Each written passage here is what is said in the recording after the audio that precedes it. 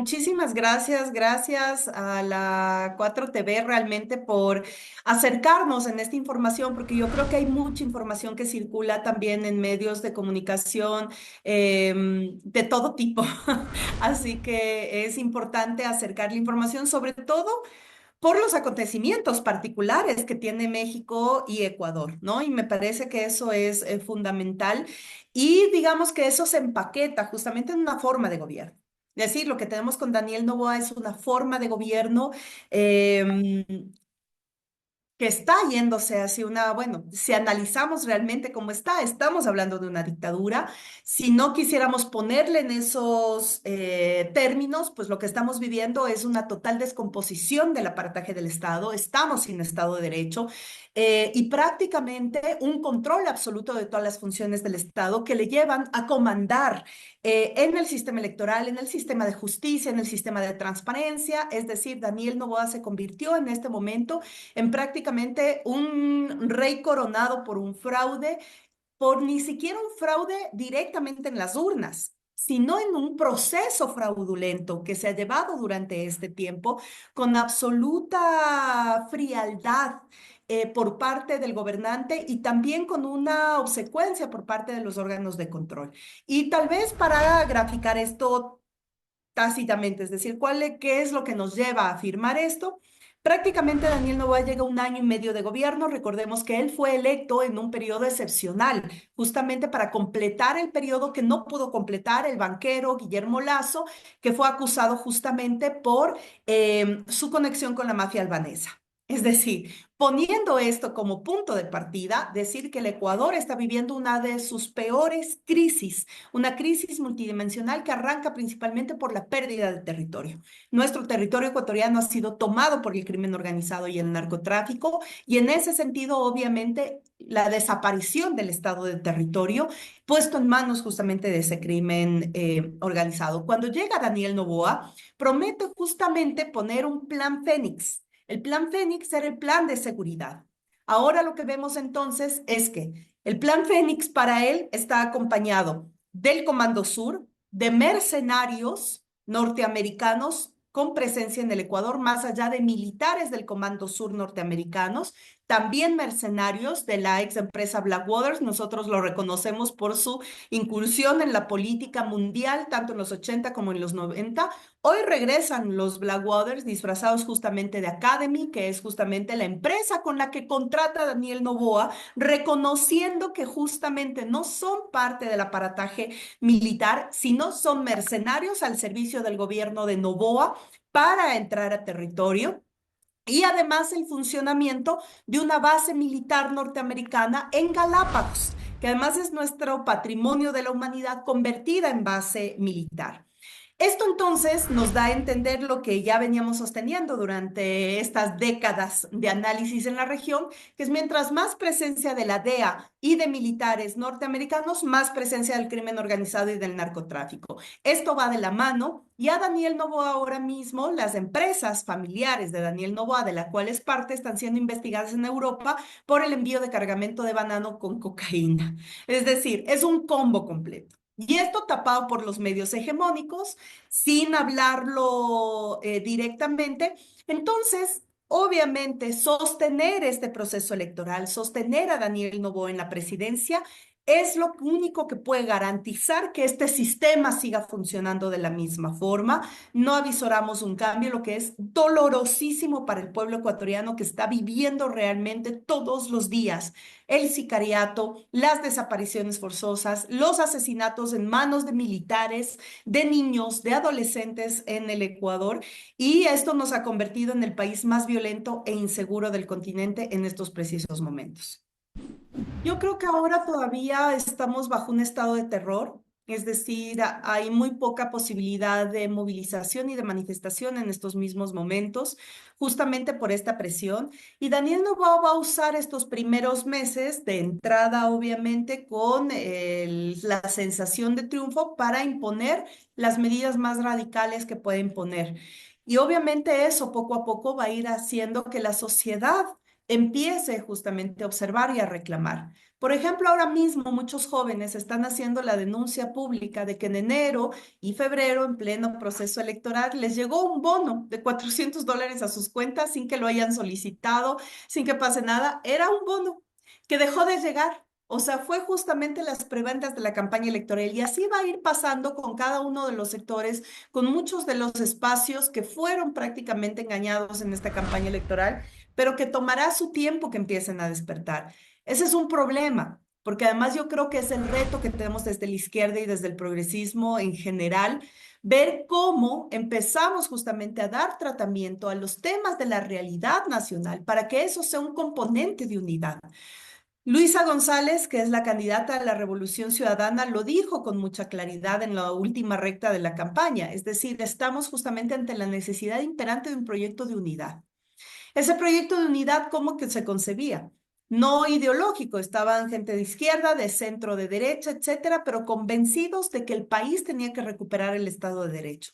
Lastimosamente eso no reflejó o más bien dicho, reflejó en las urnas, pero no en el poder político de cambiar el bloque de poder, justamente para poder evitar que el proceso fraudulento llegue a consagrar a Daniel Noboa nuevamente como presidente.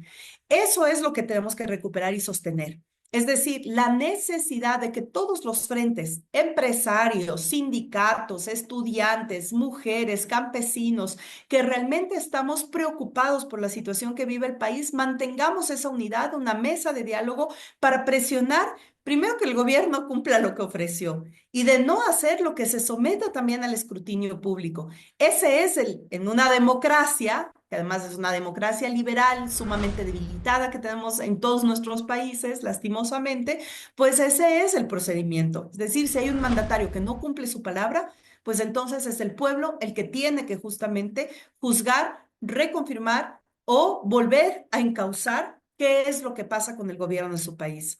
Esperemos que eso no tome tanto tiempo porque realmente el Ecuador no tiene tiempo para perder. Estamos en un momento muy crítico de la historia del país, donde parece que se ha perdido todo en realidad y donde ahora tenemos que buscar solo en esa unidad una esperanza y una fuerza de presión para que realmente pueda transformar la realidad del país en lo que viene este periodo de nuevo gobierno, que en Ecuador además es de 4 años. Yo creo que Trump no va a cambiar de persona favorita en el Ecuador en este momento. Es decir, no sé si él sabe bien quién es Daniel Noboa, pero sí sabe que tiene un pupilo que va a seguir sus órdenes en el Ecuador. Y eso lo decimos porque hay dos fotos características de esos momentos. La primera es cuando gana Donald Trump, Noboa asiste justamente, pero no a la sesión de posesión con los presidentes. Él asiste a la cena de los inversionistas. Ese ya es un componente importante para tomarlo en cuenta. Y la segunda fotografía fue hace 2 semanas, es decir, en plena recta final de la campaña electoral, donde Noboa asiste a una cena de estas cenas pagadas que hacen en las mansiones de Donald Trump, pero se saca su fotografía justamente con Donald Trump en el sentido de mandar el mensaje absolutamente claro de que él es la persona enviada y elegida por Donald Trump en el Ecuador.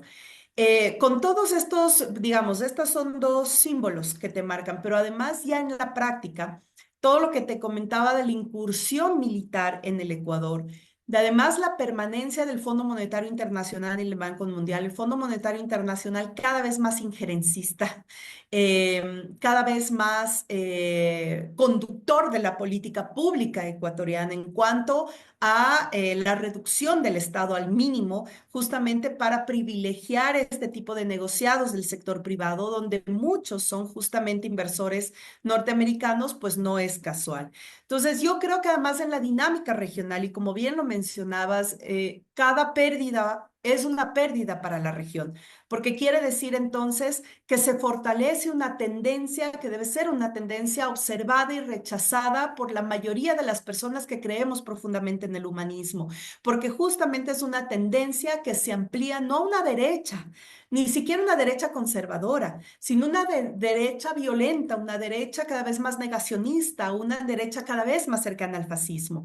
Y esto entonces alimenta las presidencias de Bukele en El Salvador, de Milei en Argentina, las fuerzas políticas de Boluarte en Perú y las fuerzas políticas que están, como por ejemplo en Bolsonaro, sigue peleando en Brasil frente a la presidencia de Lula da Silva.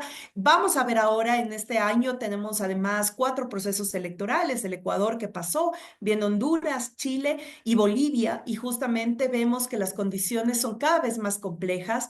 Yo vería que el único triunfo garantizado es el de Honduras, que sigue con una misma línea de la que marca la presidenta Xiomara Castro.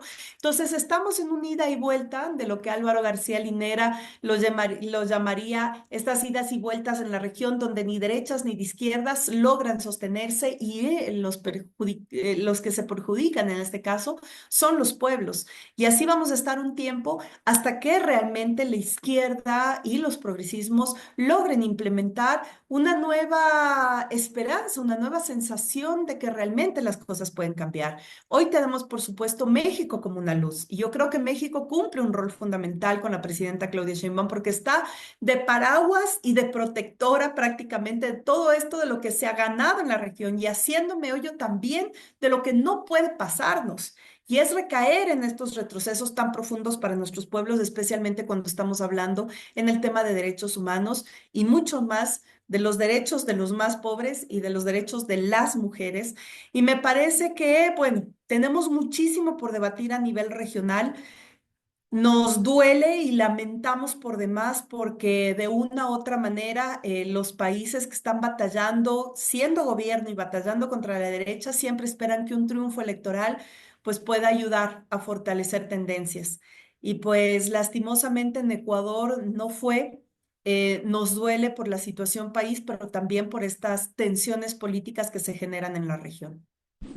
Bueno, yo creo que cada vez más se demuestra que es tiempo de mujeres y no desde una lógica de revanchismo histórico para nada, sino más bien en una lógica de poner otros matices en la gobernanza y en la política de la región. Y yo creo que hemos tenido grandes referentas en ese sentido y ahora pues sin duda alguna nos volvemos a ratificar de que los proyectos humanistas, los proyectos populares, nacionales, los proyectos integradores van de la mano de proyectos que cada vez más apunten y apuntalen justamente a esa igualdad entre hombres y mujeres. Y eso es algo que no debemos aflojar y eso es algo que México nos da ejemplo, así como también México nos enseñó de que solamente se puede combatir el fraude trabajando desde la base y trabajando con el pueblo.